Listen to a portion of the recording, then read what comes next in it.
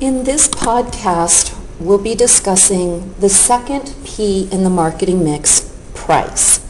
We've already considered the first P, which is product. If you recall, we've defined price previously as the assignment of value, or how the consumer values the product being offered. Price can include dollars exchanged for goods and services, but price can also mean things that customers give up in exchange for the offering. This might be voting for a candidate or exchanging 4 years of military service in exchange for training and educational benefits. So although we usually consider price as a dollar or monetary value, the fact is for nonprofits and other types of exchanges, it could be a non-monetary value. We've also previously defined price in terms of the ratio of benefits over price, because customers in different segments value benefits differently. For example, when a consumer pays a high price for a national brand product, they value the quality and assurance that that national brand provides, and they're willing to pay more to get that. Whereas other people might not place as high a value on that brand name product, and maybe they're happy buying a store brand at a lower price. And so value is calibrated according to segments in the marketplace. The price in the denominator includes not only the monetary price, but also non-monetary costs. That could include switching costs or the opportunity costs of what is foregone in order to get those 4 years of military service, for example. All of our chapters include an outline of how a pricing analyst or a pricing manager would go about setting an actual price. This flow chart discusses all of the elements of price planning and provides an outline for your chapter. Please note that we'll be covering a lot of these steps very selectively, and what you'll see, for example, is that in step 4 essentially is a review of our SWOT analysis that we previously covered in chapter 2 in the strategic planning process. Now, before we get too much further in terms of price, it's critically important to recognize that price can really affect a company's perceptions in the market. So, for example, what we see is that pricing decisions can create a lot of ill will when companies don't consider the consumer response to price. This slide highlights the airline industry, but certainly a company like Netflix, for example, that in 2012 lost quite a bit of its customer share simply because of bad pricing decisions. And price is centrally related to a product's position in the marketplace. Companies can have a variety of pricing objectives, and these include, for example, a sales or market share objective. Sales or market share objectives oftentimes imply setting a slightly lower price in order to generate a higher quantity of sales or a larger market share. Alternatively, a pricing objective focused on profitability may in fact result in setting higher prices, knowing that a company may sell a lower quantity but support a higher price objective.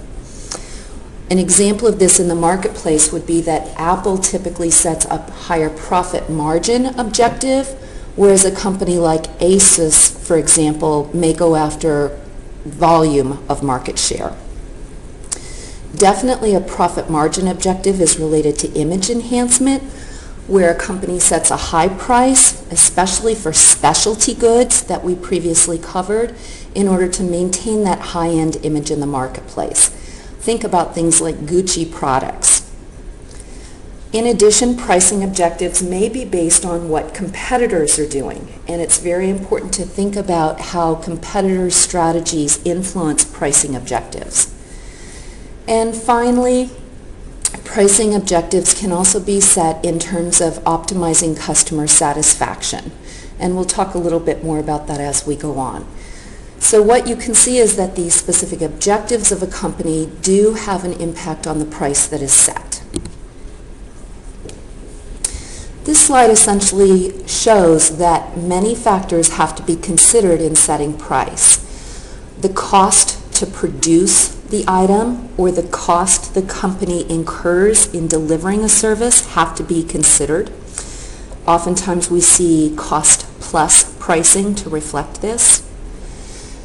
Customer considerations in terms of assessing the customer demand at various price points is also important, and that customer demand then is translated in terms of revenue that can be earned.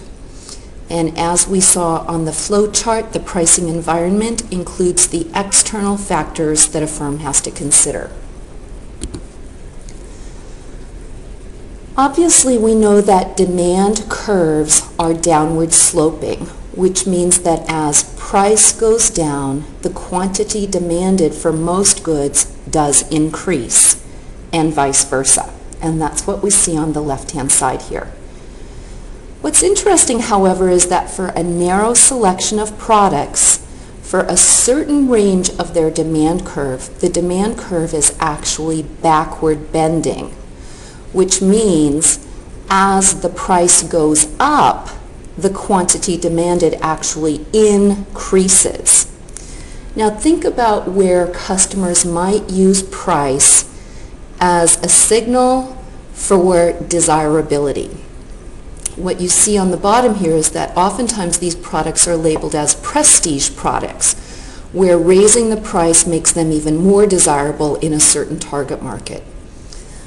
I believe that this effect is particularly pronounced in high-end services, where it's hard to gauge quality in advance of the service being performed. So, for example, would you want a plastic surgeon or a divorce attorney that's the lowest price? Oftentimes, high-end consultants use price as a way to set their availability, but in the case of some consultants, raising price can actually increase the demand for the services. For example, in the case of a high-end patent attorney or in the case of an expert witness in court cases. That would be a nice situation to be in, I think. Raising prices actually increases demand.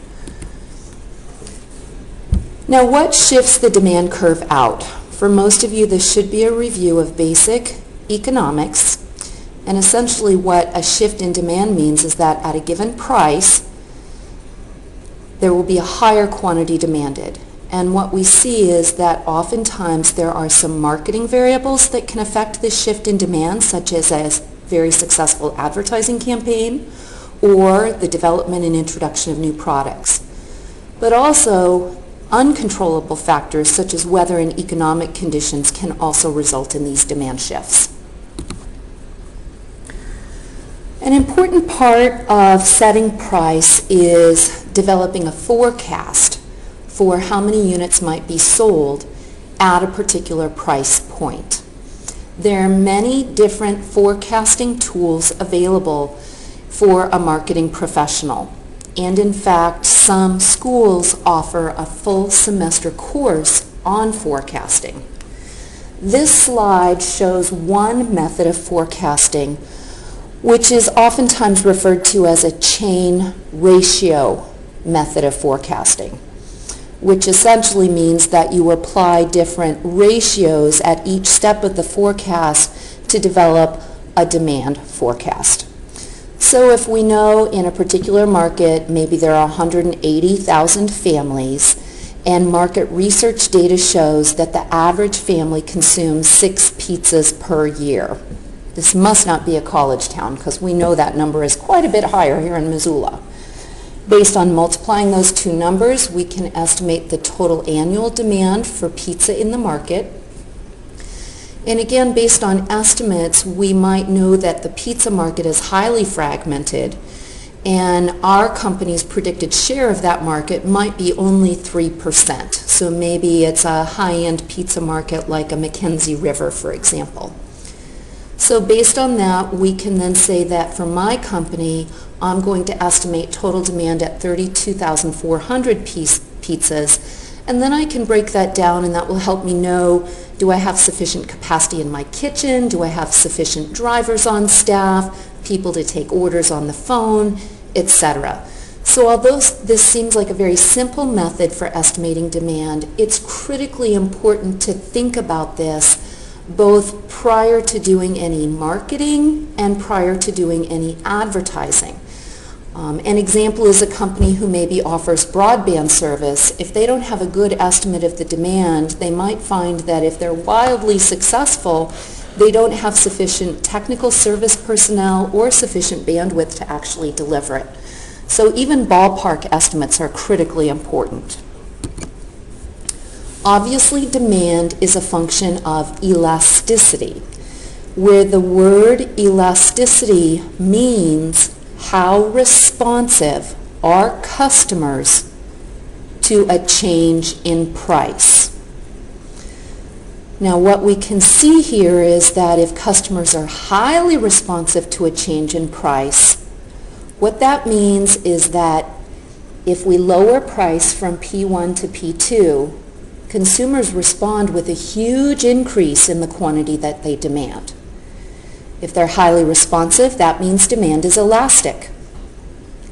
The flip side is if we do the equivalent price change from P1 for P2 for a good where consumers are not responsive to the change in price, what this means is that they really didn't respond, they weren't very sensitive to that change in price, and so the quantity demanded didn't decrease very much whatsoever, in which case we call that an inelastic demand. Now think about this in the context of your own behavior. For what types of good would a price change make you really change your purchase behavior?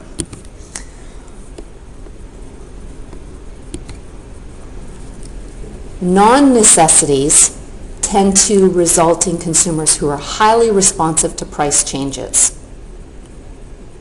On the other hand, for necessities, even if price goes up, for example, we won't change our buying behavior very much because we need them. In addition, if the price of one good goes up and there are substitutes available, then essentially we'll switch to buying that other product. This relates to cross-elasticity of demand, where cross-elasticity essentially means if I change the price of product A, what happens to the demand of product B?